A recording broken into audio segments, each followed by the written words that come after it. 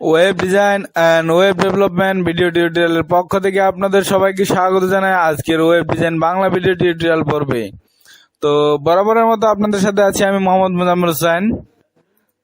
তো গত পর্বে আমরা যেগুলা দেখেছিলাম, গত পর্বে আমরা আমাদের ওয়েব পেজটিতে বাংলা লিখতে শিখেছিলাম। দেন আমরা সেই ওয়েব পেজটি যেটা বাংলা লিখেছিলাম সেটিতে আমরা colour and font wait and font style দেওয়া শিখেছিলাম।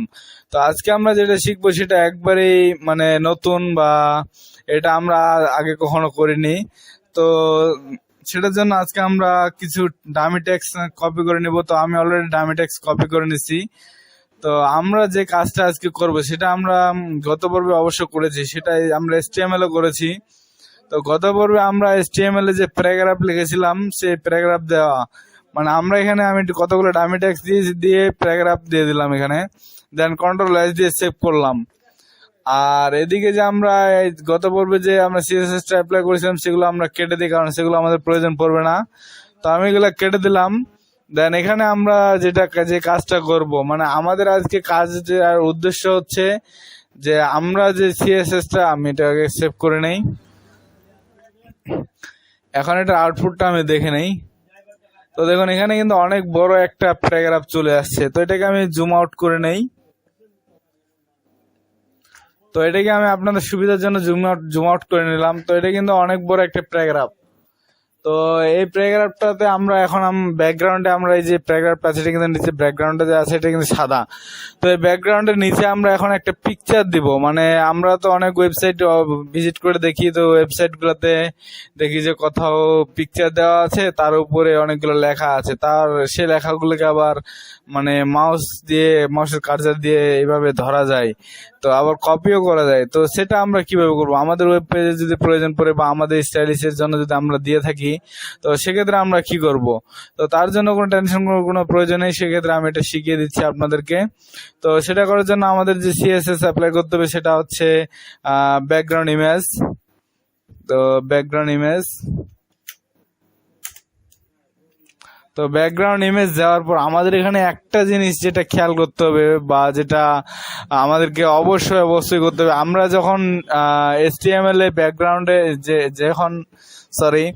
HTML এ যখন আমরা ইমেজ নিয়ে আসতাম তখন কিন্তু আমরা দিতাম HTML এর বা ইয়ারটা দিতাম, যে অ্যাড্রেসটা দিতাম, অ্যাড্রেস বারটা দিতাম। তো এখানে আমরা যেটা দিব, তো এখানে আমি প্রথমে দেখাই নিচ্ছি আপনাদেরকে। আমরা যে প্রথমে যে রুট ফোল্ডারটা, আমরা আমাদের যে index.html ফাইলটি, যেটি আছে, যে ফাইলটি করা আছে সে ফাইলটির সাথে একটা রুট ফোল্ডার img নামে একটা ফাইল আমরা ক্রিয়েট করেছিলাম। সেখানে আমরা home.jpg নামে একটা পিকচার ক্রিয়েট করেছিলাম। তো সেই পিকচারটিকে আমরা আজকে ব্যাকগ্রাউন্ডে নিয়ে আসবো। তো সেটা করার জন্য আমাদেরকে অবশ্যই এখানে লিখতে হবে URL, আমরা ওখানে লিখে দিতাম সোর্স ফাইল, যেভাবে লিখে দিতাম ঠিক সেইভাবে আমাদেরকে এখানে নিতে হবে URL। দেন আমাদেরকে এখানে দিতে হবে তারপর এখানে আমরা ডবল কোটেশন দিব। ডবল কোটেশন দিলে দিতেও পারে অথবা নাও দিতে পারি। তারপরে আমাদেরকে ইমেজের যে ফাইলটা আছে, যে ফোল্ডারে ইমেজটা আছে সেটাকে কল করে দিতে হবে। তো আমি এখানে কল করে দেই। তো যেহেতু আমাদের ইমেজ ফোল্ডারটা ইমেজটা আমাদের আছে রুট ফোল্ডারের সাথে, তো ইমেজটা আমি এখানে কল করে দিলাম। দেন আমাদের যে পিকচারটার নাম ছিল home.jpg।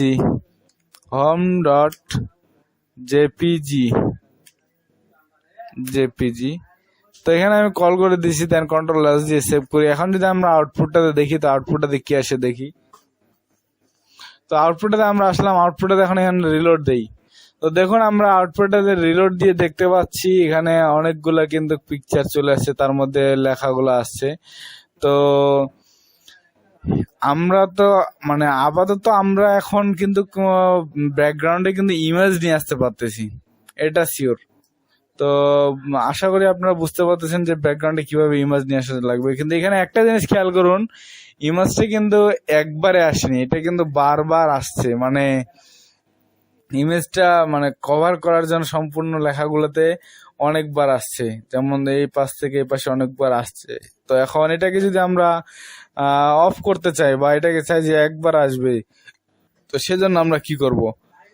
তো সেজন্য আমাদেরকে এখানে যে প্রপার্টিটা ইউজ করতে হবে সেটা হচ্ছে সেটা হচ্ছে আমাদের এখানে নিতে হবে ব্যাকগ্রাউন্ড রিপিট। ব্যাকগ্রাউন্ড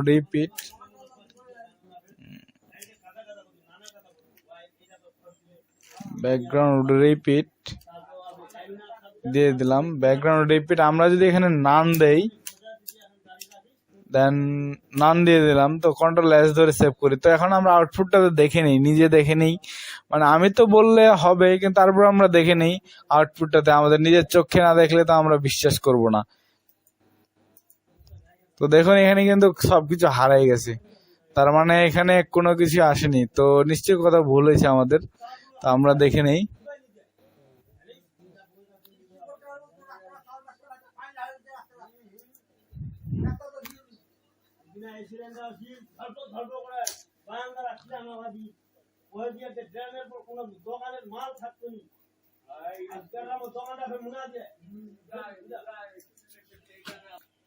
তো আমরা এখানে ব্যাকগ্রাউন্ডে রিপিটে যে আমরা যে আউটপুটটা যে আছে, আউটপুটটাতে যে আমরা এখন রিফ্রেশ দিয়ে নিচ্ছি, আমরা এখানে সেভ করে নিচ্ছি। তো মানে এটা যদি আমরা কন্ট্রোল এক্স দিয়ে কেটে নিই, আমি দেখা দিচ্ছি আবার।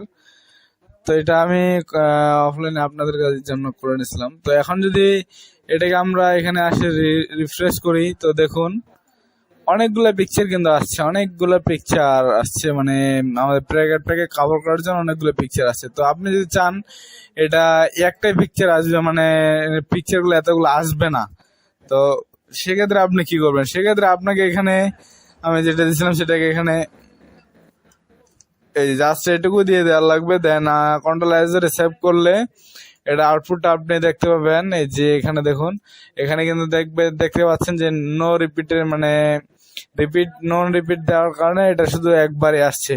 তো এখন যদি আপনি চান যে এটা এভাবে না আসে, এভাবে আসবে, মানে পাশাপাশি আসবে, তো এখানে নো রিপিটের জায়গায় এখানে শুধু আপনি দিয়ে দিবেন রিপিট এক্স।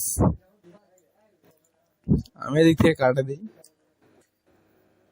তো এটা এখানে জায়গায় শুধু দিয়ে দিবেন রিপিট এক্স,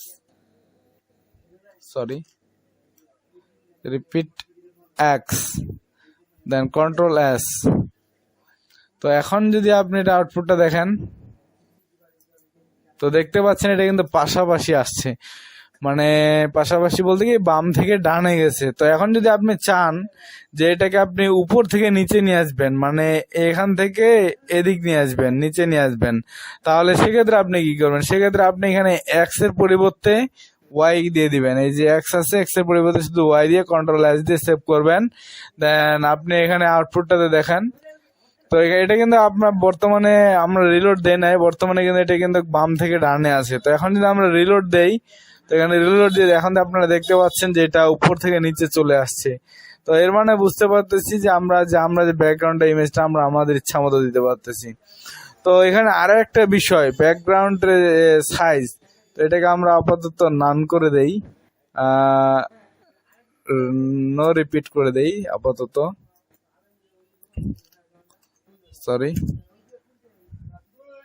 নো রিপিট করে দেই, আমরা নো রিপিট করে দিলাম। তো আমরা আরো একটা জিনিস শিখবো, যেটা হচ্ছে ব্যাকগ্রাউন্ড সাইজ। মানে ব্যাকগ্রাউন্ডে যে আমরা ইমেজটা দিচ্ছি সেটার সাইজটা কতটুকু হবে। তো আমি এগুলা কিছুগুলো কাটে দিলাম, আরো কিছু কাটে দেই। প্যারাগ্রাফটা অনেকটা মনে হয় বড় হয়ে গেছে, যেটা মনে হচ্ছে আমার, কাটে দিলাম।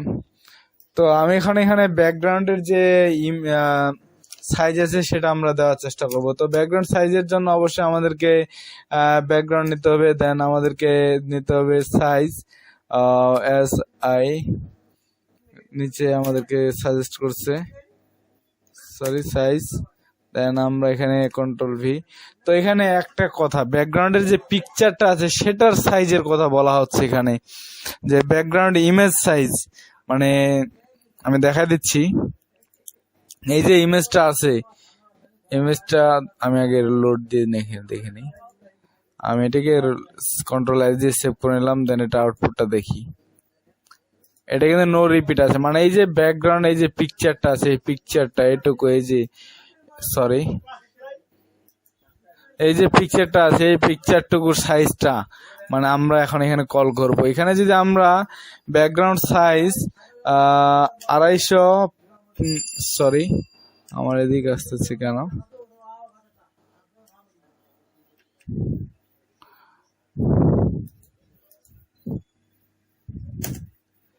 আমি বুঝতে পারি না এটা আমার কি জন্য হয়, এই জিনিসটা আসে কেন আমার। হ্যাঁ, ঠিক হয়ে গেছে। তো এখন আমি ব্যাকগ্রাউন্ড সাইজ এখানে দেব 250 পিক্সেল। 250 পিক্সেল হচ্ছে মানে ডান থেকে বামে, মানে আমি যে দেখালাম কিছু আগে সেটা হচ্ছে ডান থেকে বামে, আর 150 পিক্সেল দিয়ে আমরা উপর থেকে নিচে, মানে হাইট দিলাম 150 পিক্সেল px। দেন আমরা এটাকে ক্লোন দিয়ে সেভ করে নিই, Ctrl+S। তো এখন যদি আমরা আউটপুটটা দেখি, তো আউটপুটটা দেখে ভালোভাবে খেয়াল করবেন। তো দেখুন এটা কিন্তু কমে গেছে, মানে আমরা 250 পিক্সেল দিচ্ছি এই পাশে, আর এই পাশে দিছি আমরা 150 পিক্সেল। তো এখানে আরো একটা জিনিস লক্ষ্য করুন, এই যে পিক্সেলের ব্যাপারটা, এটাতে যদি আমরা এটা না দিয়ে, আমরা যদি এখানে পিক্সেল না দিয়ে, এখানে আপনি আপনার ইচ্ছা মতো দিতে পারবেন, আপনার খুশি মতো দিতে পারবেন। তো আপনি এখানে যদি একটা কাজ করে দেন, সেটা হচ্ছে কভার, মানে এটাকে যদি আপনি কভার করে দেন, ব্যাকগ্রাউন্ড সাইজে কভার, তো সেটা আউটপুটে আমাদের কি দেখায়, তো ওটা দেখে নেই।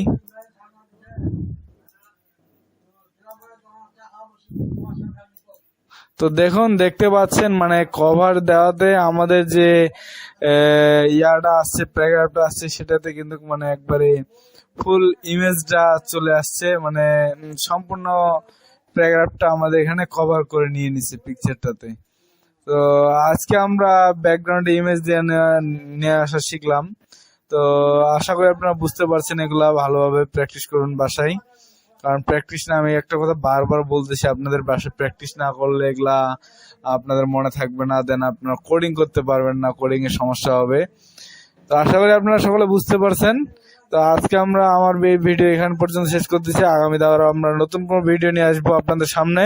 তো সেই ভিডিও দেখার আমন্ত্রণ জানিয়ে এখানে বিদায় নিচ্ছি। ধন্যবাদ সবাইকে।